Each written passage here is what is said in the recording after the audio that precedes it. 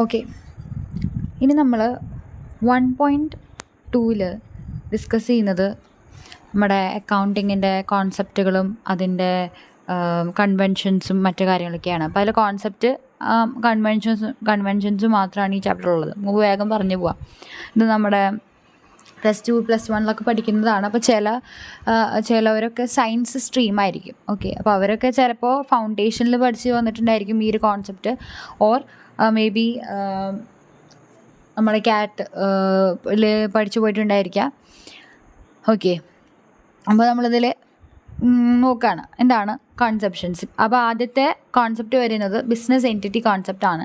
അപ്പോൾ ഈ ബുക്ക് നിങ്ങൾ നമ്മുടെ ക്യാറ്റിലത്തെ ബുക്കാണ്. ഓക്കെ, സോ സംഭവമൊക്കെ സെയിം തന്നെയാണ്. അപ്പോൾ എനിക്ക് എളുപ്പം ഇതിൽ പറഞ്ഞു തരാനായിട്ട് എളുപ്പം തോന്നി. എൻ്റെ കയ്യിൽ 2022 സിലബസിൻ്റെ ബുക്കില്ല, അപ്പോൾ ഞാനിത് വെച്ചിട്ടാണ് ഇപ്പോൾ തൽക്കാലം അഡ്ജസ്റ്റ് ചെയ്യുന്നത്. നമ്മുടെ സ്റ്റഡി മാറ്റർ 2016 ഉണ്ട് ഇത്, പക്ഷെ എനിക്ക് ലെറ്റേഴ്സൊക്കെ ചെറുതായ കാരണം എനിക്ക് വായിക്കുമ്പോൾ തന്നെ സുഖം തോന്നണില്ല. ലൈക്ക് എനിക്ക് നിങ്ങൾക്ക് കാണുമ്പോൾ ഈ ഒരു ഫോക്കസും ക്യാമറയുടെ ഇതൊക്കെ കാരണം ഇത് കാണുമ്പോൾ കുറച്ച് സാറ്റിസ്ഫൈഡ് ആണ്. അപ്പോൾ അതാണ് ഇതെടുത്തത്. അപ്പോൾ നോക്കാം നമുക്ക് ബിസിനസ് എൻറ്റിറ്റി കോൺസെപ്റ്റ്. ഒന്നാമത്തെ കോൺസെപ്റ്റ് അതാണ്. ഈ ഒരു കോൺസെപ്റ്റ് പ്രകാരം എന്താ പറയുന്നത്, business is treated as distinct and separate from the individuals who on or manage it. Simply പറഞ്ഞു തരാം. അതായത് എനിക്കൊരു ബിസിനസ് ഉണ്ട്, ഞാനൊരു ബിസിനസ് തുടങ്ങി. ആ ബിസിനസ്സിനെയും എന്നെയും രണ്ടായിട്ട് കാണുന്നതാണ് ഈ ബിസിനസ് എൻറ്റിറ്റി കോൺസെപ്റ്റ് എന്നുകൊണ്ട് ഉദ്ദേശിക്കുന്നത്. അപ്പോൾ എൻ്റെ ബിസിനസ്സിനെ വേറെയായിട്ട് കാണുക, എന്നെ വേറെയായിട്ട് കാണാം. ഓക്കെ, രണ്ടായിട്ട് കാണുക എന്നുള്ള ഒരു കോൺസെപ്റ്റാണ് ഇവിടെ ഉദ്ദേശിക്കുന്നത്. ഓക്കെ, ഇപ്പോൾ ഇവർ എൻ്റെ ഒരു എക്സാമ്പിൾ പറയുന്നുണ്ട്. ഈ എക്സാമ്പിൾ എന്താ പറയുന്നത്, അതായത് ഞാൻ എൻ്റെ ബിസിനസ്സിൽ നിന്ന് എൻ്റെ പേഴ്സണലായിട്ടുള്ള എന്തോ ഒരു കാര്യത്തിന് ബിസിനസ്സിൽ നിന്ന് ഞാൻ എന്ത് ചെയ്തു, കാശെടുത്തു. അത് ഞാൻ എവിടെ റെക്കോർഡ് ചെയ്യും, ആ ബിസിനസ്സിൻ്റെ ബുക്സിൽ റെക്കോർഡ് ചെയ്യും. ഞാൻ ഇത്ര കാശ് എടുത്തു എന്ന് പറഞ്ഞിട്ട് ബിസിനസ് എൻറ്റിറ്റിയുടെ ബുക്സിൽ ഞാൻ റെക്കോർഡ് ചെയ്യും. അപ്പോൾ ഇങ്ങനെ ഞാൻ ബിസിനസ്സിൽ നിന്ന് ക്യാഷ് എടുക്കുന്നത് എന്താ ഉണ്ടാക്കുന്നത്, ബിസിനസ്സിലെ ക്യാഷ് കുറയ്ക്കുന്നു അല്ലേ. ഈ ഒരു ട്രാൻസാക്ഷൻ ബിസിനസ്സിലുള്ള ക്യാഷ് പുറത്തേക്ക് കൊണ്ടുവരികയും ചെയ്യണം. അതുപോലെ തന്നെ ബിസിനസ് എന്ന് പറയുമ്പോൾ ബിസിനസ്സിന് എന്നോടൊരു എന്തുണ്ട്, ഒബ്ലിഗേഷൻ ഉണ്ട്. അതായത് ഞാൻ പറഞ്ഞു ബിസിനസ്സിനെ എന്നെയും വ്യത്യസ്തമായിട്ട് കാണാൻ. ഞാനാണ് ബിസിനസ് തുടങ്ങിയത്. അപ്പോൾ ഈ ബിസിനസ് എന്ത് ചെയ്യണം, ഈ ബിസിനസ് എനിക്ക് തിരിച്ച് ഞാൻ അതിൻ്റെ ഒരു ക്യാപിറ്റൽ എന്ത് ചെയ്തിട്ടുണ്ട്, അല്ലെങ്കിൽ ഒരു ഇൻവെസ്റ്റ്മെൻറ്റ് നടത്തിയിട്ടുണ്ട്. അതുകൊണ്ടാണ് ഈ ബിസിനസ് ഉണ്ടായത്. അപ്പോൾ ഈ ബിസിനസ് എന്ത് ചെയ്യണം, ബിസിനസ് എനിക്ക് തിരിച്ച് ഓണറായിട്ടുള്ള എനിക്ക് തിരിച്ച് എന്തെങ്കിലും തരണം. അതായത് എന്തെങ്കിലും മീൻസ് എനിക്ക് റവന്യൂ ജനറേറ്റ് ചെയ്ത് തരണം, അല്ലെങ്കിൽ എനിക്ക് തിരിച്ച് എന്തെങ്കിലും എനിക്ക് ബെനിഫിഷ്യൽ ആയിട്ടുള്ള എന്തെങ്കിലും ചെയ്ത്. അപ്പം ബിസിനസ് എൻറ്റിറ്റി കോൺസെപ്റ്റ് എന്ന് പറഞ്ഞാൽ അത്രയേ ഉള്ളൂ, സിമ്പിളാണ്. അടുത്ത കോൺസെപ്റ്റ് എന്ന് പറഞ്ഞു കഴിഞ്ഞാൽ ഞാൻ പറഞ്ഞു, നമ്മൾ വിചാരിക്കുകയാണ് ഒരു ബിസിനസ് നമ്മൾ തുടങ്ങുന്നത് നമ്മൾ ഒരുപാട് വർഷം നമുക്കറിയില്ല, എന്നാലും നമ്മളത് മുൻപോട്ട് തന്നെ പൊയ്ക്കൊണ്ടിരിക്കും എന്നുള്ളൊരു അസംഷനിലാണെങ്കിലും വിചാരിക്കുക. അല്ലെങ്കിൽ നമ്മൾ ഇത്ര വർഷം കഴിഞ്ഞ് അത് പൂട്ടിപ്പോയി നമ്മൾ മാർക്കറ്റിൽ നിന്ന് ഔട്ടാവുമെന്ന് വിചാരിച്ചിട്ടായിരിക്കില്ലല്ലോ നമ്മൾ തുടങ്ങുന്നുണ്ടായിരിക്കും. അപ്പോൾ ഇതിൻ്റെ ഒരു പ്രസക്തി പലർക്കും ഇപ്പോഴും ഈ ഗോയിങ് കൺസേൺ കോൺസെപ്റ്റിൻ്റെ ഒരു ഇത് മനസ്സിലായിട്ടുണ്ടായിരുന്നില്ല. എനിക്ക് മനസ്സിലായിട്ടുണ്ടായിരുന്നില്ല. ഞാൻ കുറച്ച് സെർച്ചൊക്കെ ചെയ്ത് കഴിഞ്ഞിട്ടാണ് എനിക്ക് സാധനം മനസ്സിലായത്. അപ്പോൾ അതെന്താ ഉദ്ദേശിച്ചതെന്ന് ഒരു എക്സാമ്പിൾ ഞാൻ പറഞ്ഞുതരാം. അപ്പോൾ ABC കമ്പനി ഉണ്ട്. അപ്പോൾ ഒരു റീറ്റെയിൽ കമ്പനിയാണ്. ഒരുപാട് വർഷങ്ങളായി അവർ ബിസിനസ്സിലുണ്ട്, മാർക്കറ്റിലുണ്ട്. അപ്പോൾ അവരുടെ അസറ്റുകൾ എന്ന് പറഞ്ഞാൽ ഇൻവെൻട്രി, പ്രോപ്പർട്ടി, എക്യുപ്മെന്റ്, അങ്ങനത്തെ കുറച്ച് കാര്യങ്ങളൊക്കെ ഉണ്ട്. അപ്പോൾ ലൈബിലിറ്റി എന്ന് പറഞ്ഞാൽ ലോണ്, അക്കൗണ്ട്സ് പേബിൾ അങ്ങനെയൊക്കെ ഉണ്ട്. ഓക്കെ, അപ്പോൾ നമ്മൾ ഈ ABCനെ നമ്മളൊരു ഗോയിങ് കൺസേൺ ആയിട്ടാണ് കൺസിഡർ ചെയ്യുന്നത്. അപ്പോൾ നമ്മൾ ഈ ഗോയിങ് കൺസേൺ ആയിട്ട് നമ്മൾ കൺസിഡർ ചെയ്യുമ്പോൾ അതിൻ്റെ ഫിനാൻഷ്യൽ സ്റ്റേറ്റ്മെൻറ്റ്സിൽ അത് കാണും, അത് മനസ്സിലാവും. എങ്ങനെ, ഇപ്പോൾ അസറ്റ്സ് എടുക്കുകയാണ്, അസറ്റ്സ് നമ്മൾ വാല്യൂ ചെയ്യുന്നില്ല, ഹിസ്റ്റോറിക്കൽ കോസ്റ്റ് അല്ലെങ്കിൽ ഫെയർ വാല്യൂവിലാണ് നമ്മൾ വാല്യൂ ചെയ്യുക. അതായത് നമ്മൾ ഇനി ഭാവിയിൽ ആ ഒരു അസറ്റിൽ നിന്ന് നമുക്ക് റവന്യൂസ് ജനറേറ്റ് ചെയ്യും എന്നുള്ള അസംഷനിൽ നമ്മൾ ഈ അസറ്റുകളെ വാല്യൂ ചെയ്യുന്നത് എന്തില്ല, ഹിസ്റ്റോറിക്കൽ കോസ്റ്റാണ്. നമുക്കൊരു ഹിസ്റ്റോറിക്കൽ കോസ്റ്റ് കോൺസെപ്റ്റ് ഉണ്ട്. അപ്പോൾ അസറ്റ്സ് വാല്യൂ ചെയ്യുന്നത് അങ്ങനെ. ഇപ്പോൾ ലയബിലിറ്റീസ് ആണെങ്കിലോ നമ്മൾ എത്രത്തോളം ആണ് മറ്റുള്ളവർക്ക് കൊടുക്കാനുള്ളത്, ഇൻട്രസ്റ്റ് അക്രൂ ചെയ്ത് എത്രത്തോളമാണ്, അതിൻ്റെ ബേസിസിലാണ് ലയബിലിറ്റീസ് നമ്മൾ റെക്കഗ്നൈസ് ചെയ്യുന്നത്. റവന്യൂവും എക്സ്പെൻസസ് ആണെങ്കിലോ അവരെ നമ്മൾ ഇൻകം സ്റ്റേറ്റ്മെൻറ്റിലാണ് റെക്കഗ്നൈസ് ചെയ്യുക. അപ്പോൾ അത് നമ്മുടെ കമ്പനിയുടെ ഓൺഗോയിങ് ഓപ്പറേഷൻസിനെ റിഫ്ലക്റ്റ് ചെയ്യുന്നതാണ് ഈ റവന്യൂ എക്സ്പെൻസസും. ഇനി നേരെ മറിച്ച് ഇതൊക്കെയാണ് ഇപ്പം ഈ പറഞ്ഞ കാര്യങ്ങൾ നമ്മൾ ഗോയിങ് കൺസേൺ ആയിട്ട് കൺസിഡർ ചെയ്യുമ്പോഴുള്ളതാണ്. ഇനി വിചാരിക്കുക ഈ ABC നമ്മൾ വിചാരിക്കുകയാണ് ഗോയിങ് കൺസേൺ അല്ല, അങ്ങനെയല്ല നമ്മൾ കൺസിഡർ ചെയ്യുന്നതെങ്കിൽ, അതായത് ഈ ഒരു ABC കമ്പനിക്ക് കുറേ ഫിനാൻഷ്യൽ പ്രശ്നങ്ങളുണ്ട്, അവർ മാർക്കറ്റിൽ നിന്ന് ഔട്ടാവാൻ നിൽക്കുകയാണ്. ഓക്കെ, അപ്പം അവരുടെ ഫിനാൻഷ്യൽ സ്റ്റേറ്റ്മെൻറ്റ്സിൽ അത് കാണും. എങ്ങനെയാണ്? അപ്പോൾ അസറ്റ് നോക്കുമ്പോൾ അസറ്റ് അങ്ങനത്തെ കമ്പനികളിൽ അസറ്റ് വാല്യൂ ചെയ്യാൻ എങ്ങനെയാണ്? ലിക്വിഡേഷൻ വാല്യൂവിലാണ്. അതെന്ന് പറഞ്ഞു കഴിഞ്ഞാൽ ഹിസ്റ്റോറിക്കൽ കോസ്റ്റ് അല്ലെങ്കിൽ ഫെയർ വാല്യൂ, ഇതിൽ ഏതാണ് ലോവർ എന്ന് വെച്ച് കഴിഞ്ഞാൽ അതിലാണ് നമ്മൾ റെക്കഗ്നൈസ് ചെയ്യുക, അല്ലേ? പിന്നെ ലയബിലിറ്റീസ് ആണെങ്കിൽ നമ്മൾ ഫുൾ എമൗണ്ടിൽ നമ്മൾ റെക്കഗ്നൈസ് ചെയ്യും. അക്രൂവലോ ഇൻട്രസ്റ്റ് ഒന്നും ഇല്ലാണ്ട് ഫുൾ എമൗണ്ടിലായിരിക്കും നമ്മൾ എന്ത് ചെയ്യുക? ലയബിലിറ്റീസ് റെക്കഗ്നൈസ് ചെയ്യുക.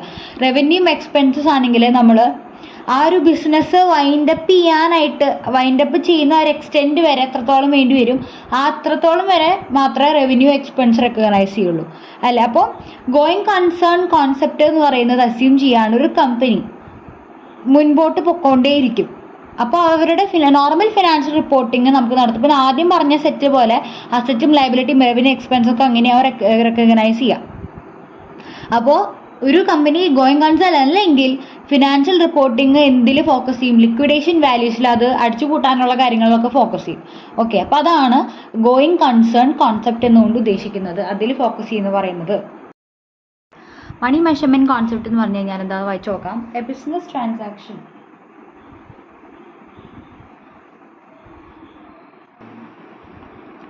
A business transaction will always be recorded if it can be expressed in terms of money. അതായത് നമ്മുടെ മണിയുടെ ടേംസിൽ എക്സ്പ്രസ് ചെയ്യുകയാണെങ്കിൽ മാത്രമാണ് നമുക്കൊരു ബിസിനസ് ട്രാൻസാക്ഷൻ നമുക്ക് റെക്കോർഡ് ചെയ്യാനായിട്ട് പറ്റുള്ളൂ. അപ്പോൾ ഈ മണിയുടെ മെഷർമെൻറ്റ് എന്ന് ഉദ്ദേശിക്കുന്നത് ഇപ്പോൾ നമുക്ക് എന്ത് സാധനവും മണിയുടെ ടേംസിൽ എഴുതി കഴിഞ്ഞാലേ നമുക്ക് കമ്പയർ ചെയ്യാനും അതിന് ആഡ് ചെയ്യാനും ചില സമയത്ത് സബ്ട്രാക്ട് ചെയ്യാൻ അങ്ങനെയൊക്കെ ആയിട്ട് പറ്റുള്ളൂ. അപ്പോൾ അതാണ് ഉദ്ദേശിക്കുന്നത്. ഇപ്പോൾ ഞാൻ പറയാണ്, ഞാനൊരു മെഷീനറി വാങ്ങിച്ചു, 10,000 റുപ്പീസിൻ്റെ ഒരു മെഷീനറി വാങ്ങിച്ചു.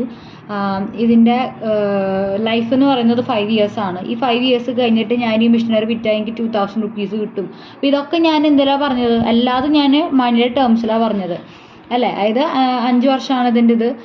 അപ്പോൾ നമ്മൾ ഇത് റെക്കോർഡ് ചെയ്യുമ്പോൾ എങ്ങനെ റെക്കോർഡ് ചെയ്യാം? നമ്മൾ പർച്ചേസ് ചെയ്തു 10,000 റുപ്പീസിന് നമ്മളിത് പർച്ചേസ് ചെയ്തു എന്ന് പറഞ്ഞിട്ട് കാണിക്കുന്നു. അതിനുശേഷം ഡിപ്രീസിയേഷൻ എക്സ്പെൻസ് നമ്മൾ കാണിക്കുക, അല്ലേ? ഈ ഒരു പർച്ചേസ് പ്രൈസ് ഡിവൈഡഡ് ബൈ നമ്മൾ വർഷം ചെയ്യും. സ്ട്രേറ്റ് ലൈൻ മെത്തേഡ് വഴി നമ്മൾ ഡിപ്രീസിയേഷൻ എക്സ്പെൻസസ് നമ്മൾ ഇൻ ടേംസ് ഓഫ് മണി കാണിച്ചു. അപ്പോൾ അത് വിറ്റ് കഴിഞ്ഞ് കഴിഞ്ഞാൽ എനിക്ക് റെസിജ്വൽ വാല്യൂ 2,000 കിട്ടുന്നു. അതൊക്കെ ഞാൻ ടേംസിൽ മണിയുടെ ടേംസിൽ പറഞ്ഞപ്പോഴാണ് നമുക്കത് റെക്കോർഡ് ചെയ്യാനും അങ്ങനെയൊക്കെ ചെയ്യാനായിട്ട് പറ്റുന്നത്. അപ്പോൾ ബിസിനസ് ട്രാൻസാക്ഷൻ നമ്മളിപ്പോഴും റെക്കോർഡ് ചെയ്യുന്നത് ടേംസ് ഓഫ് മണിയിലായിരിക്കും. അതാണ് അടുത്ത കോൺസെപ്റ്റ്. പിന്നെ പറയുന്നതാണ് അക്കൗണ്ടിങ് പീരീഡ് കോൺസെപ്റ്റ് എന്ന് പറയുന്നത്. അക്കൗണ്ടിങ് പീരീഡ് കോൺസെപ്റ്റിൽ എന്താ പറയുന്നത്? As per the going concern concept the business entities assume to have indefinite life. Okay, പിന്നെ ടു സർക്കംവെന്റ് ദിസ് പ്രോബ്ലം,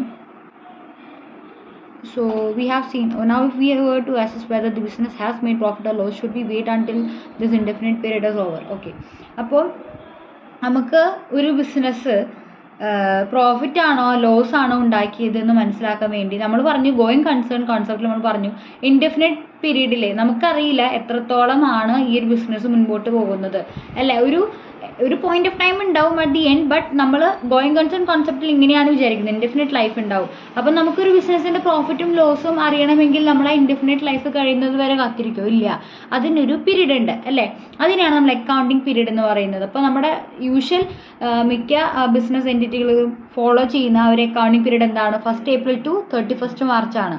ചിലർ കാലണ്ടർ ഇയറും ഫോളോ ചെയ്യുന്നവരുണ്ട്, 1st January to 31st December follow ചെയ്യുന്നവരുണ്ട്, അല്ലേ?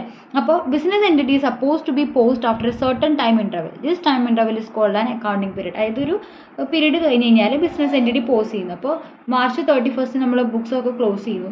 ആൻഡ് April 1 നമ്മൾ പുതിയ ഒരു അക്കൗണ്ടിങ് പീരീഡ് ആണ്, പുതിയൊരു വർഷം തുടങ്ങുന്ന പോലെ തന്നെ. അപ്പോൾ അതാണ് അക്കൗണ്ടിങ് പീരീഡ് കോൺസെപ്റ്റ് എന്ന് പറയുന്നത്. വലിയ കോൺസെപ്റ്റ് ഒന്നും ഇല്ല, ഇതിൽ മനസ്സിലാക്കുന്നതേ ഉള്ളൂ. അടുത്തതാണ് അക്രൂവൽ കോൺസെപ്റ്റ്. അക്രൂവൽ കോൺസെപ്റ്റ് എന്ന് പറയുന്നത് നമ്മൾ ക്യാഷ് അതുപോലെ ക്രെഡിറ്റ് ട്രാൻസാക്ഷൻസിൻ്റെ റെക്കഗ്നൈസേഷൻ ബേസിൽ വരുന്നതാണ് അക്രൂവൽ കോൺസെപ്റ്റ് എന്ന് പറയുന്നത്. അപ്പോൾ ഇതെന്താണെന്ന് നോക്കി നോക്കാം. In case of a cash transaction, owner's equity is instantly affected as cash either is received or paid. In a credit transaction, however, a mere obligation towards or by the business is created. When credit transaction exist, which is generally the case, the revenues are not the same as cash receipts and expenses are not same as cash paid during the period. Accrual concept എന്ന് പറയുന്നത് ചിലർ cash basis ഉണ്ട്, accrual basis ഉണ്ട്, അങ്ങനത്തെ 2 basis ഉണ്ട്. നിങ്ങൾക്കറിയാമല്ലോ. Cash basis എന്ന് പറഞ്ഞു കഴിഞ്ഞാൽ ക്യാഷ് കിട്ടുമ്പോൾ റെക്കോർഡ് ചെയ്യുക, ക്യാഷ് ശരിക്കും ക്യാഷ് കിട്ടുമ്പോൾ റെക്കോർഡ് ചെയ്യുക, ക്യാഷ് പുറത്തേക്ക് പോകുമ്പോൾ റെക്കോർഡ് ചെയ്യുക. അക്രൂവൽ എന്ന് പറഞ്ഞാൽ എന്താണ്? നമുക്ക് ക്യാഷ് കിട്ടാനുണ്ട്, നമുക്ക് ക്യാഷ് കൊടുക്കാനുണ്ട്, ആ ഒരു അവസ്ഥയിൽ നമ്മൾ റെക്കഗ്നൈസ് ചെയ്യുക. അതാണ് ഈ അക്രൂവൽ എന്ന് പറയുന്നത്. അപ്പോൾ ഇവിടെ നോക്കുമ്പോൾ നിങ്ങൾക്ക് മനസ്സിലാവും. നോക്കിയേ, when goods are sold on credit as per normally accepted trade practices, the business gets the legal right to claim the money from the customer. അതായത് എന്താ പറയുന്നത്, ഒരു ഗുഡ്സ് ഞാൻ കടത്തിന് വിൽക്കുകയാണ്, ഗുഡ്സ് വിൽക്കുകയാണ്. അപ്പോൾ സാധാരണ നമ്മൾ ചെയ്യുന്ന പോലെ ബിസിനസ്സിന് ആ ഒരു കസ്റ്റമറിൻ്റെ കയ്യിൽ നിന്ന് എമൗണ്ട് കിട്ടാനായിട്ടുണ്ട്, റൈറ്റ്? അപ്പോൾ ആ ഒരു എമൗണ്ട് കിട്ടാനായിട്ടുണ്ട് എന്നുള്ളൊരു റൈറ്റ് ഉണ്ടല്ലോ, ആ റൈറ്റ് അക്വയർ ചെയ്യുന്നത്. അപ്പോൾ ആ ഒരു റൈറ്റ് നമുക്ക് ആ ഒരു കസ്റ്റമറുടെ കയ്യിൽ നിന്ന് നമ്മൾ കടത്തിന് കൊടുത്ത സാധനത്തിന് ഇദ്ദേഹത്തിൻ്റെ കയ്യിൽ നിന്ന് നമുക്ക് പിന്നീട് എമൗണ്ട് കിട്ടാനായിട്ടുണ്ട് എന്നുള്ള റൈറ്റ് നമ്മൾ അക്വയർ ചെയ്തുവല്ലോ. ആ റൈറ്റിനെയാണ് നമ്മളിവിടെ ഉദ്ദേശിക്കുന്നത് അക്രൂവൽ എന്നുകൊണ്ട് ഉദ്ദേശിക്കുന്നത്. So the actual collection of money from customer could be at a later date. നമ്മൾ ശരിക്കും ആ ഒരു കസ്റ്റമറുടെ കയ്യിൽ നിന്ന് മണി വാങ്ങിക്കുന്നത് പിന്നീടായിരിക്കും.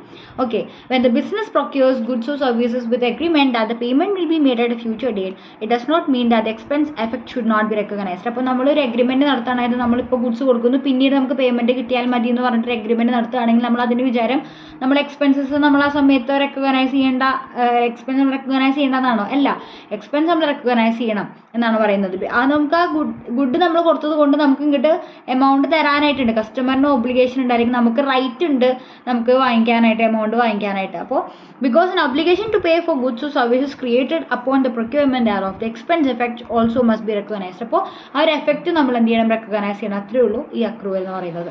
പിന്നെ അടുത്തൊരു കോൺസെപ്റ്റാണ് revenue realisation concept. While the conservatism concept states whether or not revenue should be recognized, the concept of realization talks about what revenue should be recognized. അപ്പോൾ റവന്യൂ റിയലൈസേഷൻ കോൺസെപ്റ്റ് എന്ന് പറയുന്നത് നമ്മൾ എന്ത് റവന്യൂ ആണ് റെക്കഗ്നൈസ് ചെയ്യേണ്ടത് എന്നുള്ളൊരു ടോക്കാണ് ഈ ഒരു കോൺസെപ്റ്റിൽ വരുന്നത്. അപ്പോൾ ഇവിടെ പറയുന്നുണ്ട്, നമുക്ക് വെറുതെ ഒരു ഓർഡർ കിട്ടി, ആ ഓർഡർ കിട്ടിയതിന് അടിസ്ഥാനത്തിൽ ഞാൻ പറയുകയാണെങ്കിൽ റവന്യൂ റെക്കഗ്നൈസ് ചെയ്യാമെന്ന് പറഞ്ഞാൽ അങ്ങനെ ചെയ്യാൻ പറ്റില്ല. എനിക്കൊരു ഓർഡർ കിട്ടി, ആ ഓർഡർ എന്ത് ചെയ്തിട്ടില്ല, കൊടുത്തിട്ടില്ല, അല്ലെങ്കിൽ ആ കസ്റ്റമർ എനിക്ക് എമൗണ്ട് തന്നിട്ടില്ല, ഒന്നും ചെയ്തിട്ടില്ല. ആ ഓർഡർ കിട്ടിയതിൻ്റെ അടിസ്ഥാനത്തിൽ ഞാൻ പറയുകയാണ് റവന്യൂക്ക് റെക്കഗ്നൈസ് ചെയ്യാം എന്ന് ഞാൻ പറഞ്ഞിട്ട് ചെയ്യണം. അപ്പോൾ അത് ഒരിക്കലും അങ്ങനെ ചെയ്യാൻ പാടില്ല. അതായത് അത് നമുക്ക് ഓർഡർ കിട്ടിയെന്ന് വെച്ചിട്ട്, കസ്റ്റമറിന് തന്നെ ഓർഡർ കിട്ടിയെന്ന് വിചാരിച്ചിട്ട് നമുക്ക് റവന്യൂ റെക്കഗ്നൈസ് ചെയ്യാനായിട്ടുള്ള എലിജിബിലിറ്റി ആയിട്ടില്ല. അപ്പോൾ നമുക്ക് ഉറപ്പ് വരണം, അതായത് ആ ഒരു മണി റിയലൈസ് ചെയ്യുന്നുള്ള റീസണബിൾ സെർട്ടനിറ്റി വരണം എന്നാണ് പറയുന്നത്, അല്ലേ? അപ്പോൾ ഈ concept ensures that income unearned, അതായത് നമ്മൾ ഇതുവരെയായിട്ട് ഏൺ ചെയ്തിട്ടില്ല ഇൻകം, നമ്മൾ വിചാരിക്കുകയാണ് കിട്ടുമെന്ന് വിചാരിക്കുകയാണ്, പക്ഷേ അതിനൊരു റീസണബിൾ സെർട്ടനിറ്റി വേണം, ചെറിയൊരു ഉറപ്പെങ്കിലും വേണം. അപ്പം അതില്ലാതെ നമ്മൾ പറയുകയാണ് നമുക്ക് കിട്ടാത്ത ഇൻകം, അല്ലെങ്കിൽ നമ്മൾ ഇതുവരെയായിട്ട് റിയലൈസ് ചെയ്യാത്ത ഇൻകം നമ്മൾ എന്ത് ചെയ്യാനായിട്ട് കൺസിഡർ ചെയ്യാനായിട്ട് പാടില്ല, റവന്യൂ ആയിട്ട് കൺസിഡർ ചെയ്യാൻ പാടില്ല എന്നാണ് പറയുന്നത്. ഓക്കെ, ഇവിടെ നോക്കുക, ഒരു എക്സാമ്പിൾ കൊടുത്തിട്ടുണ്ട്. Consider that A store sale goods for ₹25 lakhs during A month on credit. അപ്പോൾ ഒരു മാസം ഇവർ കടം കൊടുക്കുന്നുണ്ട്. അപ്പോൾ ആ ഒരു മാസം ഇവർ ഗുഡ് വിൽക്കുന്നുണ്ട്, 25 ലക്ഷം രൂപയുടെ ഗുഡാണ് വിൽക്കുന്നത്. അപ്പം the experience and past data shows that generally 2% of the amount is not realised. അപ്പോൾ ഇവർ മുൻപും ഇയാൾക്ക് കടത്തിന് സാധനങ്ങൾ കൊടുക്കുന്നുണ്ട്. അപ്പോൾ ഇവരുടെ മുന്നത്തെ ആ ഒരു ഗ്രാഫ് വെച്ച് നോക്കുമ്പോൾ ഇയാൾ എങ്ങനെ പോയാലും 2%, അതായത് നമ്മൾ 25 ലക്ഷം രൂപയുടെ സാധനം വിൽക്കുമ്പോൾ ഇദ്ദേഹം 2% പേയ്മെൻറ്റ് തരാറില്ല, നമുക്ക് കിട്ടാറില്ല. Revenue to be recognised will be ₹24,50,000. അപ്പോൾ നമ്മൾ ശരിക്കും റിസീവ് ചെയ്യുന്ന എമൗണ്ട് എത്രയാണ്? 24,50,000 ആണ് ശരിക്കും നമുക്ക് കിട്ടുന്ന amount. Although conceptually the revenue to be recognised at this value in practice the doubtful amount of ₹50,000. 2% of ₹25 lakh is often considered as an expense. അപ്പോൾ നമ്മൾ പറഞ്ഞു 25 lakhs ആണ് നമുക്ക് കിട്ടേണ്ടിയിരുന്നത്, പക്ഷേ ഇദ്ദേഹത്തിൻ്റെ നമ്മുടെ ഈ മുൻപ് ഇയാളായിട്ടുള്ള ഡീലിങ്സ് ഒക്കെ വെച്ച് നോക്കുമ്പോൾ ഇയാൾ 2% തരാറില്ല. 2% നോക്കുമ്പോൾ 50,000 വരുന്നത്. അപ്പോൾ ഇയാൾ ശരിക്കും നൽകുന്നത് 24,50,000. അപ്പോൾ നമുക്ക് ആ കിട്ടാത്ത 50,000 നമ്മൾ ഡൗട്ട്ഫുൾ ആയിട്ടുള്ള എമൗണ്ട് നമ്മൾ എന്തായിട്ട് ആ റവന്യൂ ആയിട്ട് റെക്കഗ്നൈസ് ചെയ്യരുത്, നമ്മൾ എക്സ്പെൻസ് ആയിട്ടാണ് നമ്മൾ ഓഫർ റെക്കഗ്നൈസ് ചെയ്യുന്നതാണ് പറയുന്നത്. സോ ഇതാണ് റവന്യൂ റിയലൈസേഷൻ കോൺസെപ്റ്റ്. ഒരു റീസണബിൾ സെർട്ടനിറ്റി വേണം റെക്കഗ്നൈസ് ചെയ്യുമ്പോൾ റവന്യൂ. അടുത്തതാണ് മാച്ചിങ് കോൺസെപ്റ്റ്. മാച്ചിങ് കോൺസെപ്റ്റിൽ മാച്ചിങ് കോൺസെപ്റ്റ് എന്താ പറയുന്നത് നോക്കാം. We have seen the sale of goods have two effect. നമ്മൾക്ക് അറിയാം ഒരു ഗുഡ് വിൽക്കുന്നതിന് 2 എഫക്റ്റ് ഉണ്ട്. റവന്യൂ എഫക്റ്റ് എന്ന് പറഞ്ഞു കഴിഞ്ഞാൽ ഓണറിൻ്റെ ഇക്വിറ്റീനെ വർദ്ധിപ്പിക്കുന്നു. എങ്ങനെയാ? ആ ഒരു ട്രാൻസാക്ഷൻ്റെ സെയിൽസ് വാല്യൂ ഉണ്ടല്ലോ, ആ സെയിൽസ് വാല്യൂ നമ്മുടെ ഓണറിൻ്റെ ഇക്വിറ്റി വർദ്ധിപ്പിക്കുന്നു. ഇനി അടുത്ത ഒരു എഫക്റ്റ് എന്ന് പറയുന്നത് എക്സ്പെൻസ് എഫക്റ്റ് ഉണ്ട്. അതായത് ഓണറിൻ്റെ ഇക്വിറ്റീനെ കുറയ്ക്കുന്നു. അതായത് നമ്മൾ ആ ഒരു വിൽക്കുന്ന ഗുഡിൻ്റെ നമ്മൾ വാങ്ങിക്കാനായിട്ടോ അല്ലെങ്കിൽ നമ്മൾ ആ ഗുഡിനെ ഉണ്ടാക്കാൻ വേണ്ടിയിട്ടോ അല്ലെങ്കിൽ ആ ഗുഡ് വേറെ എവിടെയെങ്കിലും വാങ്ങിച്ചിട്ടാണ് വിൽക്കുന്നതെങ്കിൽ ആ ഒരു സാധാരണ കോസ്റ്റ് ഓഫ് ഗുഡ്സ് സോൾഡ് അത് എന്ത് ചെയ്യും? എക്സ്പെൻസ് എഫക്റ്റ് ആണ്. അപ്പോൾ ഒരു ഗുഡ് വിൽക്കുന്നതിന് അതിന് റവന്യൂ എഫക്റ്റും ഉണ്ട്, എക്സ്പെൻസ് എഫക്റ്റും ഉണ്ട്. ഓക്കെ, ഇനി the net effect of these 2 effects will reflect either profit or loss. അപ്പോൾ ഇത് രണ്ടും ചേർന്നിട്ടുള്ളത് ഒന്നെങ്കിൽ പ്രോഫിറ്റ് ആൻഡ് ലോസ് ആയിരിക്കും. അതായത് ഞാൻ എന്ത് ചെയ്യും? ഈ സെയിലിൽ നിന്ന് ഈ കോസ്റ്റ് ഓഫ് ഗുഡ്സ് സോൾഡ് കുറച്ചിട്ട് ചിലപ്പോൾ എനിക്ക് നെഗറ്റീവ് എമൗണ്ടാണ് വരുന്നതെങ്കിൽ ദാറ്റ് ഈസ് എ ലോസ്. അതാണ് ഉദ്ദേശിക്കുന്നത്. അപ്പോൾ പോസിറ്റീവ് ആണെങ്കിൽ ഇറ്റ് ഇസ് എ പ്രോഫിറ്റ്. അപ്പോൾ 2 എഫക്റ്റുകൾ ഉണ്ടാവുമല്ലോ, either profit or loss. In order to correctly arrive at the net result both these aspect must be recognise during the same accounting period. അപ്പോൾ ഇത് കറക്റ്റായിട്ട് ഈ കറക്റ്റ് പ്രോഫിറ്റും ലോസും എത്തുന്നതിന് വേണ്ടിയിട്ട് നമ്മൾ ചെയ്ത് വരുമ്പോൾ കറക്റ്റ് പ്രോഫിറ്റ് ആൻഡ് ലോസ് കിട്ടുന്നതിന് വേണ്ടിയിട്ട് ആ ഒരു അക്കൗണ്ടിങ് പീരീഡിൽ തന്നെ എന്ത് ചെയ്യാനായിട്ട് ശ്രമിക്കണം? ഈ കോസ്റ്റ് ഓഫ് ഗുഡ്സ് സോൾഡും അതുപോലെ സെയിൽസും നമ്മൾ റെക്കഗ്നൈസ് ചെയ്യാനായിട്ട് ശ്രമിക്കണം. അപ്പോൾ ഇതിൻ്റെ മാത്രം കേസല്ല ഉദ്ദേശിക്കുന്നത്. ഏതൊരു കേസ് എടുത്ത് നോക്കിയാലും ആ അക്കൗണ്ടിങ് പീരീഡിൽ തന്നെ റെക്കഗ്നൈസ് ചെയ്യും. One can not recognise only the revenue effect thereby inflating the profit. അപ്പോൾ നമുക്ക് ആ ഒരു സംഭവവുമായി ബന്ധപ്പെട്ട് അതിൻ്റെ റവന്യൂ മാത്രം നമുക്കൊരു അക്കൗണ്ടിങ് പീരീഡിൽ എന്ത് ചെയ്യാൻ പറ്റില്ല, റെക്കഗ്നൈസ് ചെയ്യാൻ പറ്റില്ല. എന്നിട്ട് അതിൻ്റെ ആ സാധനത്തിൻ്റെ തന്നെ എക്സ്പെൻസ് നമ്മൾ വേറെ അക്കൗണ്ടിങ് പീരീഡിൽ അങ്ങനെ ചെയ്യാൻ പാടില്ല. അപ്പോൾ അങ്ങനെ ചെയ്യുമ്പോൾ നമ്മുടെ പ്രോഫിറ്റും ലോസും നമുക്ക് കാണുന്ന പ്രോഫിറ്റും ലോസിൽ അത് ബാധിക്കും. അത് യാഥാർത്ഥ്യമായിരിക്കില്ല, റിസൾട്ട് ആക്യുറേറ്റ് ആയിരിക്കില്ല. അതുകൊണ്ടാണ്. അപ്പോൾ അതാണ് ഈ മാച്ചിങ് കോൺസെപ്റ്റ് കൊണ്ട് ഉദ്ദേശിക്കുന്നത്. അപ്പോൾ ഒരു അക്കൗണ്ടിങ് പീരീഡിൽ തന്നെ നമ്മൾ ഒരു സംഭവം ഉണ്ടെങ്കിൽ അതുമായി ബന്ധപ്പെട്ടിട്ടുള്ള റവന്യൂ, അതുമായി ബന്ധപ്പെട്ടുള്ള എക്സ്പെൻസസ് നമ്മൾ ഒരു ഇവൻറ്റിൻ്റെ നമ്മൾ എന്ത് ചെയ്യാനായിട്ട് ശ്രമിക്കണം? ഒരേ അക്കൗണ്ടിങ് പീരീഡിൽ റെക്കഗ്നൈസ് ചെയ്യാൻ ശ്രമിക്കുക. അതാണ് ഈ മാച്ചിങ് കോൺസെപ്റ്റ്. അടുത്തത് full disclosure concept.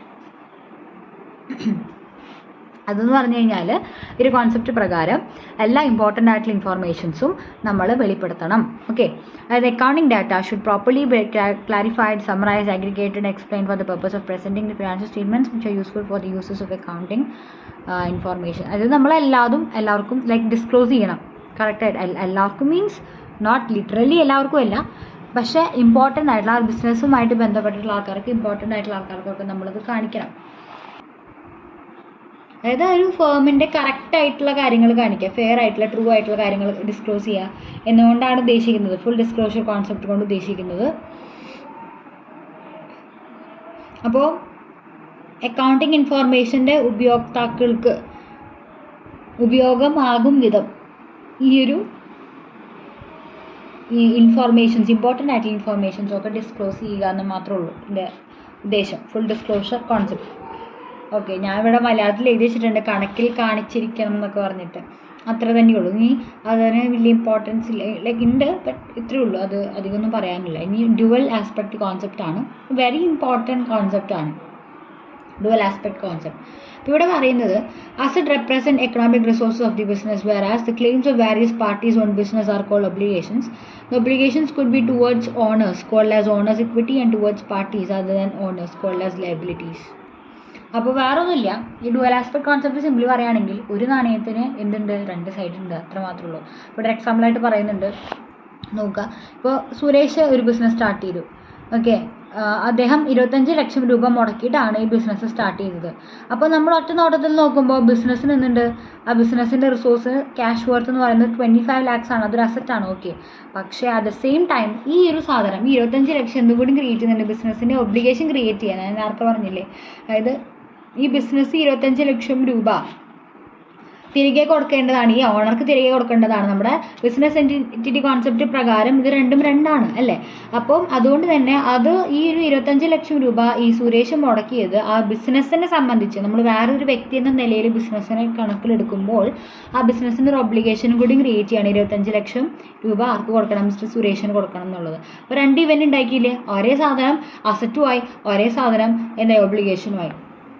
Okay, so ഇതിനെ കാണിക്കുന്ന ഒരു സംഭവമാണ്, വെരി ഇമ്പോർട്ടൻ്റ് ആണ്. Asset is equal to liabilities plus capital. Very basic ആയിട്ടുള്ള ഒരു കാര്യമാണത്. Asset is equal to liabilities plus capital. അപ്പോൾ ഇതാണ് നമ്മുടെ അക്കൗണ്ടിങ് ഇക്വേഷൻ. ലയബിലിറ്റീസും ക്യാപിറ്റലും ആഡ് ചെയ്യുമ്പോൾ you have to get what? Assets. അസറ്റിന് ടോട്ടൽ എമൗണ്ട് നമുക്ക് കിട്ടും. അപ്പോൾ വേറൊരു വേർഡ്സ് നോക്കുകയാണെങ്കിൽ ഇവിടെ എക്സാമ്പിൾ കൊടുത്തിട്ടുണ്ട്.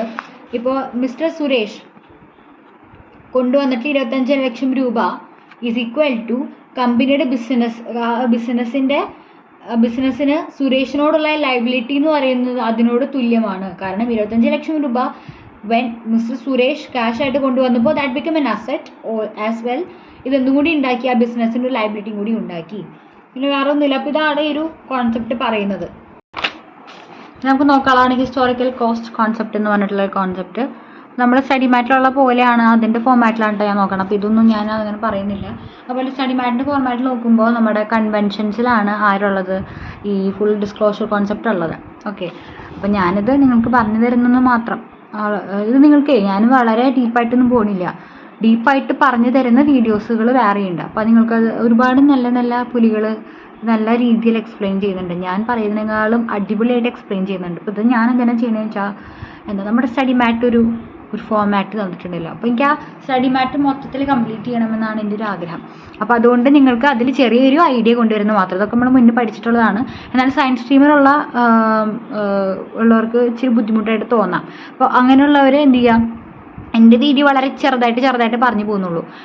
ഇത് ഭയങ്കര അടിപൊളിയായിട്ട് വലിയ രീതിയിൽ നിങ്ങൾക്ക് മനസ്സിലാകുന്ന രീതിയിൽ വിത്ത് എക്സാമ്പിൾസ് ഒക്കെ പ്രൊവൈഡ് ചെയ്ത് മനസ്സിലാകുന്ന രീതിയിൽ നന്നായിട്ട് പഠിപ്പിക്കാൻ അറിയുന്നവർ നല്ല നല്ല വീഡിയോസ് ഇട്ടിട്ടുണ്ട്. അപ്പോൾ അത് നിങ്ങൾ എന്ത് ചെയ്യുക ഫോർമാറ്റ്. അപ്പോൾ ഞാൻ എടുക്കുന്നത് മുൻപ് ഈ ഒരു കോൺസെപ്റ്റൊക്കെ അല്ലെങ്കിൽ മുന്നേ ഈ ഒരു ടോപ്പിക്കായിട്ട് കൈകാര്യം ചെയ്തിട്ടുള്ളവർക്ക് ഹെൽപ്ഫുള്ളാണ്. അപ്പോൾ ഞാൻ പറയാൻ നിങ്ങൾക്ക് മനസ്സിലാവുന്നുണ്ടെങ്കിൽ it is fine, but otherwise I would suggest you to go and look for another video.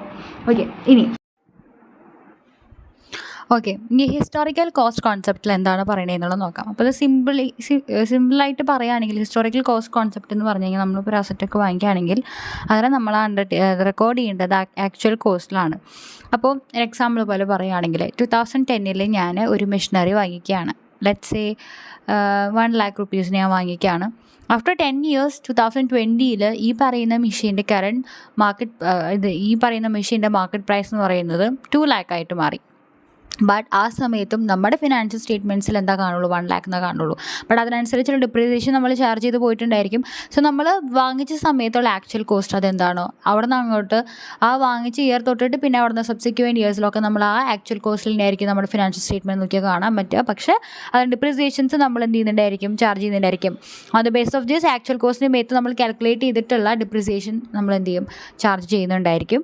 അപ്പോൾ ഇതിൻ്റെ ഒരു പ്രശ്നം എന്ന് പറഞ്ഞു കഴിഞ്ഞാൽ എന്താ ഉണ്ടാവുക, നമുക്ക് അതിൻ്റെ റിയൽ വാല്യൂ, അതായത് മാർക്കറ്റ് പ്രൈസ് ഇവിടെ ഇൻഫ്ലുവൻസ് ചെയ്യുന്നില്ല, നമ്മുടെ ആ ഒരു സ്റ്റേറ്റ്മെൻറ്റിനെ എഫക്റ്റ് ചെയ്യുന്നില്ല. മാർക്കറ്റ് പ്രൈസ് എന്ന് പറയുന്നതാണ് ഇപ്പോഴത്തെ ആ ഒരു അസറ്റിൻ്റെ വാല്യൂ എന്ന് പറയുന്നത്. റിയൽ വാല്യൂ കാണിക്കത്തില്ല എന്നാണുള്ള പ്രശ്നം. സോ ഈ ഒരു കോൺസെപ്റ്റിനെയാണ് ഹിസ്റ്റോറിക്കൽ കോസ്റ്റ് കോൺസെപ്റ്റ് എന്ന് നമ്മൾ പറയുന്നത്. നമ്മൾ കൺവെൻഷൻസ്, അതായത് നമ്മൾ ഓൾറെഡി മറ്റേ ഫുൾ ഡിസ്ക്ലോഷർ പറഞ്ഞു കഴിഞ്ഞതാണ്. ഇനിയുള്ളത് 3 കൂടിയുള്ളൂ. അതെന്താണ് നമുക്ക് നോക്കാം. ഓക്കെ, ഇനി നമുക്ക് പറയാനുള്ളത് കോൺസെപ്റ്റ് ഓഫ് മെറ്റീരിയാലിറ്റി ആണ്. അത് എന്ന് പറയുന്നത് സിംപ്ലി പറയുകയാണെങ്കിൽ നമ്മൾ ഇമ്പോർട്ടൻ്റ് ആയിട്ടുള്ള കാര്യങ്ങൾ ഡിസ്ക്ലോസ് ചെയ്യുക, സെപ്പറേറ്റ്ലി ഡിസ്ക്ലോസ് ചെയ്യുക. ഇമ്പോർട്ടൻ്റ് എന്ന് പറയുന്നത് ഈ സ്റ്റേക്ക് ഹോൾഡേഴ്സിൻ്റെ അവരുടെ ഡിസിഷൻസ് എടുക്കുമ്പോൾ അവർക്ക് ഒരുപാട് കാര്യങ്ങൾ ആവശ്യമാണ്, ഇൻഫർമേഷൻസ് ആവശ്യമാണ്, കാര്യങ്ങൾ ആവശ്യമാണ്. അപ്പോൾ നമ്മൾ എന്ത് ചെയ്യണം, ഈ ഫിനാൻഷ്യൽ സ്റ്റേറ്റ്മെൻറ്റ്സിൽ ഈ സ്റ്റേക്ക് ഹോൾഡേഴ്സിൻ്റെ ഡിസിഷനെ ബാധിക്കാൻ ചാൻസ് ഉള്ള കാര്യങ്ങളൊക്കെ നമ്മൾ എന്ത് ചെയ്യണം, ഇമ്പോർട്ടൻ്റ് ആയിട്ടുള്ള കാര്യങ്ങളൊക്കെ നമ്മൾ സെപ്പറേറ്റ്ലി ഡിസ്ക്ലോസ് ചെയ്യണം ഫിനാൻഷ്യൽ സ്റ്റേറ്റ്മെൻറ്റ്സിൽ. ഓക്കെ, അപ്പോൾ ഒരു എക്സാമ്പിൾ പറയുകയാണെങ്കിൽ ഒരു XYZ കമ്പനി, അപ്പോൾ ആ കമ്പനിയുടെ total assets let's say 50 lakhs എന്ന് വിചാരിക്കുക. അവരുടെ ടോട്ടൽ റവന്യൂ എന്ന് പറയുന്നത് 25 lakhs ആണ്. Okay, asset 50 lakhs, revenue 25 lakh ആണ് ടോട്ടൽ കേട്ടോ. ഇനി അവർ നമുക്ക് രണ്ട് സീനാരിയോ ആലോചിക്കാം. അതായത് ഒന്നാമത്തെ സീനാരിയോയിൽ ഈ കമ്പനി XYZ എന്ത് ചെയ്യാണ്, 2500 രൂപ കൊടുത്തിട്ട് കോഫി മെഷീനിൽ സ്പെൻഡ് ചെയ്യാണ്. കോഫി മെഷീന് വേണ്ടി 2500 അവർ സ്പെൻഡ് ചെയ്യാണ്. അപ്പം ഈ 2500 ആക്ച്വലി എന്താണ്, നമുക്ക് വലിയ ഇമ്പോർട്ടൻസ് ഇല്ല. കാരണം വെച്ചെങ്കിൽ സ്മോൾ എമൗണ്ട് ആണ്, കമ്പനിയുടെ ടോട്ടൽ അസറ്റും റവന്യൂ വെച്ച് നോക്കുമ്പോൾ സ്മോൾ എമൗണ്ട് ആണ്. പക്ഷേ അതുപോലെ തന്നെ നമ്മുടെ ഫിനാൻഷ്യൽ സ്റ്റേറ്റ്മെൻറ്റ്സിനെ ഇത് വലിയ രീതിയിൽ ബാധിക്കാനായിട്ടും പോകുന്നില്ല. അതുപോലെ ഇത് സ്റ്റേക്ക് ഹോൾഡേഴ്സ് അവരെടുക്കാൻ പോകുന്ന ഡിസിഷൻസിനൊന്നും ഇത് മിസ്ലീഡ് ചെയ്യില്ല. ഇതിപ്പോൾ കാണിച്ചില്ലെങ്കിൽ മിസ്ലീഡ് ചെയ്യില്ല. എന്നാൽ നേരെ മറിച്ച് വേറൊരു സിനാറിയോ നമുക്ക് ആലോചിക്കാം. ഞാൻ 2,50,000 രൂപ കൊടുത്തിട്ട് ഒരു പുതിയൊരു എക്യുപ്മെൻറ്റ് വാങ്ങിക്കുകയാണ് കമ്പനി. അപ്പോൾ ഇതെന്ന് പറയുന്നത് ഇമ്പോർട്ടൻ്റ് ആണ്. ഇത് നമ്മുടെ കമ്പനിയുടെ അസറ്റും റവന്യൂ വെച്ച് നോക്കുമ്പോൾ ഒരു സിഗ്നിഫിക്കൻ്റ് ആയിട്ടുള്ള ഇമ്പോർട്ടൻ്റ് ആയിട്ടുള്ളൊരു എമൗണ്ട് ആണ്. അപ്പോൾ ഈ ട്രാൻസാക്ഷൻ നമ്മൾ എന്ത് ചെയ്യണം, സെപ്പറേറ്റ് ആയിട്ട് ഫിനാൻഷ്യൽ സ്റ്റേറ്റ്മെൻറ്റ്സിൽ ഡിസ്ക്ലോസ് ചെയ്യണം. അപ്പോൾ ഇത് ഡിസ്ക്ലോസ് ചെയ്താൽ മാത്രമാണ് സ്റ്റേക്ക് ഹോൾഡേഴ്സിന് അവരുടെ കറക്റ്റ് ആയിട്ടുള്ള പിക്ചർ ആക്യുറേറ്റ് ആയിട്ടുള്ള രീതിയിൽ നമ്മുടെ കമ്പനിയുടെ ഫിനാൻഷ്യൽ പൊസിഷനും പെർഫോമൻസും ഒക്കെ മനസ്സിലാക്കാൻ സാധിക്കുക. അതിനനുസൃതമായി അവർക്ക് ഡിസിഷൻസൊക്കെ എടുക്കാനായിട്ട് സാധിക്കാം. അപ്പോൾ ഈ ഒരു മെറ്റീരിയാലിറ്റി കോൺസെപ്റ്റ് എന്ന് പറയുന്നത് ഈ ഒരു ട്രാൻസാക്ഷൻ ഇമ്പോർട്ടൻ്റ് ആണോ, ഈ സ്റ്റേക്ക് ഹോൾഡേഴ്സിൻ്റെ ഡിസിഷനെ ബാധിക്കാൻ തക്ക വിധത്തിൽ അത് ഇമ്പോർട്ടൻ്റ് ആണോ ഇല്ലയോ എന്നുള്ളത് തിരിച്ചറിയാൻ വേണ്ടിയിട്ടുള്ളൊരു കോൺസെപ്റ്റാണ് ഈ മെറ്റീരിയാലിറ്റി കോൺസെപ്റ്റ് എന്ന് പറയുന്നത്. കോൺസെപ്റ്റ് ഓഫ് കൺസിസ്റ്റൻസി ആണ്. അപ്പോൾ ഇതെന്ന് പറഞ്ഞാൽ പ്രത്യേകിച്ചൊന്നുമില്ല, കൺസിസ്റ്റൻ്റ് ആയിട്ട് ഒരു ഇത് തന്നെ ഒരു മെത്തേഡ് തന്നെ ഫോളോ ചെയ്തിട്ട് വരിക. അല്ലെങ്കിൽ എന്തെങ്കിലും വാലിഡ് ആയിട്ടുള്ള റീസൺ ഉണ്ടെങ്കിൽ മാത്രമേ നമ്മൾ ആ മെത്തേഡ് ചേഞ്ച് ചെയ്യാനായിട്ട് പാടുള്ളൂ. Otherwise we have to follow the same method consistently. Okay, അല്ലെങ്കിൽ ഓരോ വർഷം കഴിയുന്തോറും നമ്മൾ മെത്തേഡ് മാറ്റിക്കൊണ്ടിരുന്ന് കഴിഞ്ഞ് കഴിഞ്ഞാൽ അത് ശരിയാവില്ല. ഓക്കെ, സോ അതാണ് ഇവിടെ പറയുന്നത്. Concept advocates that once an organization decides to adopt a particular method of revenue or expense recognition in line with other concepts, the same should be consistently applied year after year unless there is a valid reason for change in the method. അതാണ് concept of consistency. The final one, conservatism concept, or you can also call it as prudence concept എന്നും നമ്മളിതിന് പറയാറുണ്ട്. അപ്പോൾ ഇവിടെ ഉദ്ദേശിക്കുന്നത് simply പറഞ്ഞു തരാണെങ്കിൽ നമ്മൾ വരാൻ പോകുന്ന നമുക്ക് ഒരു ഊഹമുണ്ട്, അതായത് നമുക്ക് ലോസ് വരാൻ പോകുകയാണെന്നുള്ളൊരു ഊഹം ഉണ്ടെങ്കിൽ നമ്മൾ ആ ലോസ് നമ്മൾ റെക്കഗ്നൈസ് ചെയ്യണം, ഇപ്പോൾ തന്നെ റെക്കഗ്നൈസ് ചെയ്യണം. ഇതിൽ നേരെ മറിച്ച് നമുക്ക് തോന്നുകയാണ് ഓ മൈ ഗോഡ് വലിയ പ്രോഫിറ്റ് വരാൻ പോവുകയാണ് നമ്മുടെ ഇതിനെന്ന് തോന്നുകയാണെങ്കിൽ ആ പ്രോഫിറ്റ് നമ്മൾ റെക്കഗ്നൈസ് ചെയ്യില്ല. അതായത് നമ്മൾക്ക് വലിയ നഷ്ടം നമ്മൾ ഓൾറെഡി പ്രിഡിക്റ്റ് ചെയ്യുന്നു, നമ്മൾ അപ്പോൾ നഷ്ടങ്ങൾ മാത്രം നെഗറ്റീവ് ഷെയ്ഡുകൾ മാത്രം നമ്മളിപ്പോൾ റെക്കഗ്നൈസ് ചെയ്ത് വെക്കും. അപ്പോൾ അതാണ് ഈ കൺസർവേറ്റീവ്സ്, അതായത് നമ്മൾ മുൻകരുതലെടുക്കുക എന്നൊക്കെ പറയില്ല. പ്രോഫിറ്റ് വന്നാൽ നമുക്ക് നല്ല ഒരു പോസിറ്റീവ് ആയിട്ടുള്ളൊരു കാര്യമാണല്ലോ. എന്നാൽ അതുപോലെയല്ല നെഗറ്റീവായിട്ടുള്ള കാര്യങ്ങൾ വരുമ്പോൾ നമുക്ക് ഒരു പ്രിപ്പറേഷൻ വേണ്ടേ. അപ്പോൾ അതേമാതിരിയാണ് ഈ കൺസർവേറ്റീവ്സും കോൺസെപ്റ്റ് എന്ന് പറയുന്നത്. Prudent reporting based on skepticism builds confidence in the results and in the long run best serves all the divergent interests of users of financial statements. The concept underlines the prudence of understating than overstating the net income of an entity for a period and the net assets as one particular day. This is because business is done in situations of uncertainty. അപ്പോൾ നമുക്ക് ഉറപ്പില്ലാത്ത സിറ്റുവേഷൻസിലാണ് ഈ ഒരു സംഭവം വരുന്നത്. അപ്പോൾ usually കൺസർവേറ്റീവ്സും concept എന്ന് പറഞ്ഞു കഴിഞ്ഞാൽ നമ്മൾ മുൻകരുതൽ എടുക്കുന്നത് പോലെയാണ്, എന്നാൽ അതിന് ലിമിറ്റേഷൻസ് ഉണ്ടെന്നും കൂടിയാണ് പറയുന്നത്. അപ്പോൾ ഈ ബേസിക്കലി ഈ ഒരു ഒറ്റ ലൈനിൽ പറഞ്ഞു നിർത്തുകയാണെങ്കിൽ anticipate no profit but recognise all losses. അപ്പോൾ നമുക്ക് വരാൻ ഊഹമുള്ള ലോസുകൾ നമ്മൾ എന്ത് ചെയ്യാണ്, റെക്കഗ്നൈസ് ചെയ്യും. എന്നാൽ പ്രോഫിറ്റാണ് നമുക്കൊരു ഊഹമാണ് പ്രോഫിറ്റാണ് വരാൻ പോകുന്നത് എന്നുണ്ടെങ്കിൽ നമ്മളത് റെക്കഗ്നൈസ് ചെയ്യില്ല. പക്ഷേ ഇനിയിപ്പോൾ ഇതുവരെ പറഞ്ഞില്ലേ, ഇനി നമ്മൾ പറയാണ് ഇത് ഭയങ്കര എക്സ്റ്റെൻഡായിട്ട് നമുക്കത് സ്ട്രെച്ച് ചെയ്യാനായിട്ട് പറ്റില്ല. അപ്പോൾ ഒരു എക്സാമ്പിൾ കൂടി അവർ പറയുന്നുണ്ട്. ഒരു ബിസിനസ് 10 lakh rupeesന് എന്ത് ചെയ്തു, ഗുഡ്സ് പർച്ചേസ് ചെയ്തു ആ ഒരു അക്കൗണ്ടിങ് പീരീഡ് അവസാനിക്കുന്നതിന് മുൻപ്. അപ്പോൾ സാധാരണ വിൽക്കുന്ന സെല്ലിംഗ് പ്രൈസിൽ വിറ്റ് കഴിഞ്ഞ് കഴിഞ്ഞാൽ ഗുഡ്സിന് എത്ര പ്രൈസാണ് കിട്ടുന്നത്, 12,50,000 കിട്ടുന്നത്. പക്ഷേ ഒരു ഇന്നോവേറ്റീവ് പ്രൊഡക്റ്റ് കോമ്പറ്റീഷനിൽ ഇൻട്രൊഡ്യൂസ് ചെയ്തിട്ടുള്ള കാരണം, ഭയങ്കര ഹൈടെക് പ്രൊഡക്റ്റ് കോമ്പറ്റീഷനിൽ ഇൻട്രൊഡ്യൂസ് ചെയ്തിട്ടുള്ള കാരണം നമ്മൾ വിൽക്കാൻ പോകുന്നത് 9 lakhsന് നമുക്കിത് വിൽക്കാനായിട്ട് പറ്റുള്ളൂ. അപ്പോൾ നമ്മുടെ ബാലൻസ് ഷീറ്റിൽ ഇത് എത്ര വാല്യൂവിനാണ് ഈ ഗുഡ്സ് കാണിക്കുക, 10 lakhs ആണോ, നമ്മൾ വാങ്ങിച്ച ആക്ച്വൽ കോസ്റ്റ് ആയിട്ടുള്ള 10 lakhs ആണോ, അത് നമ്മൾ വിൽക്കാൻ പോകുന്ന അല്ലെങ്കിൽ സോൾഡ് ചെയ്യാൻ പോകുന്ന 9 lakhs ആണോ. അപ്പോൾ ഇവിടെ കൺസർവേറ്റിസം പ്രിൻസിപ്പിൾ നമ്മൾ ഉപയോഗിക്കുകയാണെങ്കിൽ stock of goods will be valued at, നമ്മൾ ആ ഗുഡ്സിന് സ്റ്റോക്ക് നമ്മൾ വാല്യൂ ചെയ്യുന്നത് 9 lakh rupeesനായിരിക്കും.